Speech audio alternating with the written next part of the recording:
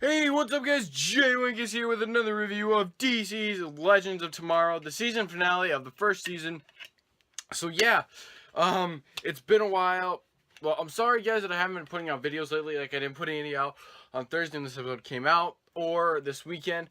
I've been just really busy studying for my finals, and I finally just got, because today the big day, I had a lot of them, the hardest ones. So I figured, because I don't have another final until really Wednesday, I felt this is the time I should do it, because I definitely did think that, I did have the time, and I thought, you know what, let's get these two videos out of the way. So, the first video we're doing is the season finale of DC's Legends of Tomorrow. So, the new episode, well, not really new anymore, but this episode was very, very cool, and a very, very kind of epic ending, and I was really into every minute of the episode. I never was bored, and it's really hard to do with a lot of these CW shows, because they are so good, and they know and the people behind them know these characters so well, and develop, and create the show so very well and delicate, and I just, it's very cool.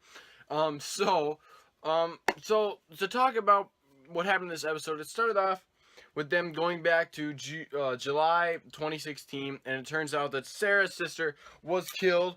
So I didn't watch the Arrow, so I didn't really know. So and that was interesting. Like, ooh, so now she's gonna have that motivation, and now she's gonna want to go back in time, to go back and stop that from happening. And it was really cool because you got to see a lot of hurt from this character because of what happened, and it was sad to see Sarah in this dark place, because she's just like, what, I need to do this, I need to go back and save her, and blah blah blah.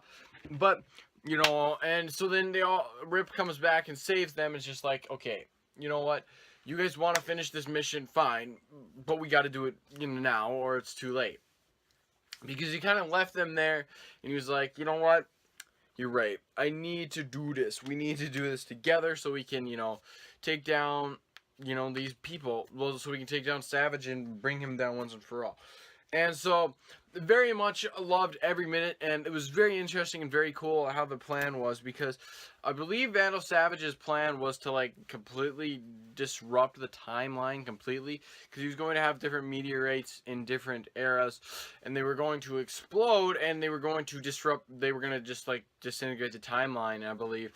And, and that would, be bad for the aliens that come down, because, but I don't know. So, it was kind of a really convoluted plan, but I feel if I probably would watch the episode again, I'd understand a little bit more. But, so it's a very interesting thing. So the Savage had to go back in time into two different spots and set this up, and then he had to come to the future and and set it up. And I thought it was very interesting and cool to see how this team, how the heroes did, went down there and did what they needed to do. And I really did like how they actually got to kill Savage like 3 times, because it was very interesting. It was very cool to see all these different characters kill them. Especially, because they had such a grudge against Savage. They've taken so much from them. And so they definitely did have that grudge. And Rip, I think definitely he had the biggest one, and he just really killed him pretty good, I would say.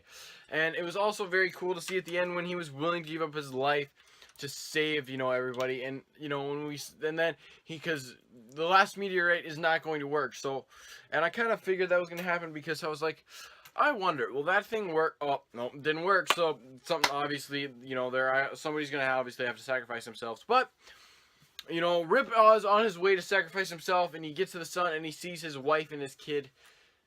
And Gideon says she's not ready to die. And then Rip is like, neither am I. So he turns the ship around and throws the meteorite into the sun, and then goes back in time after Rip takes off.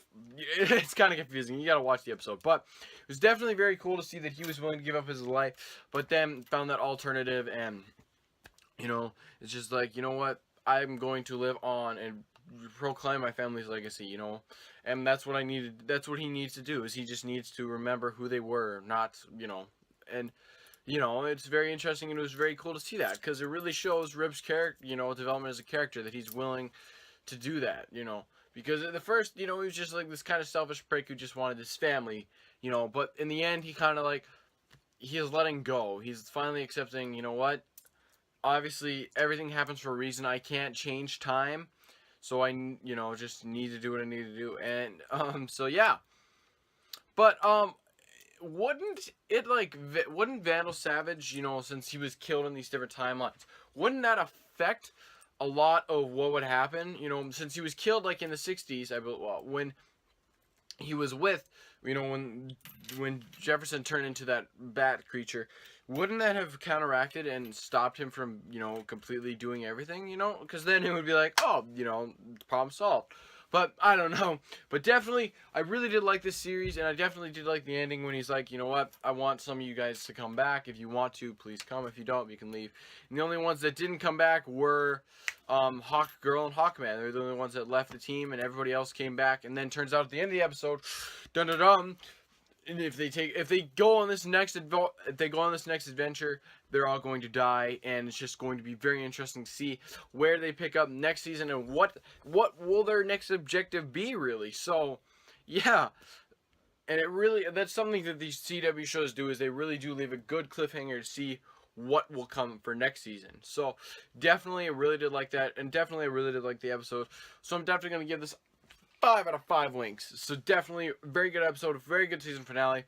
Really pumped for next season more than I was before because of what was going to what is actually going to happen. So yeah. That's about it for DC's Legends of Tomorrow. So yeah, Legendary was the season finale, and it's gonna be interesting to see, where they pick up next season. But I'm Jay Wink, guys, and I'm winking out. See you guys later.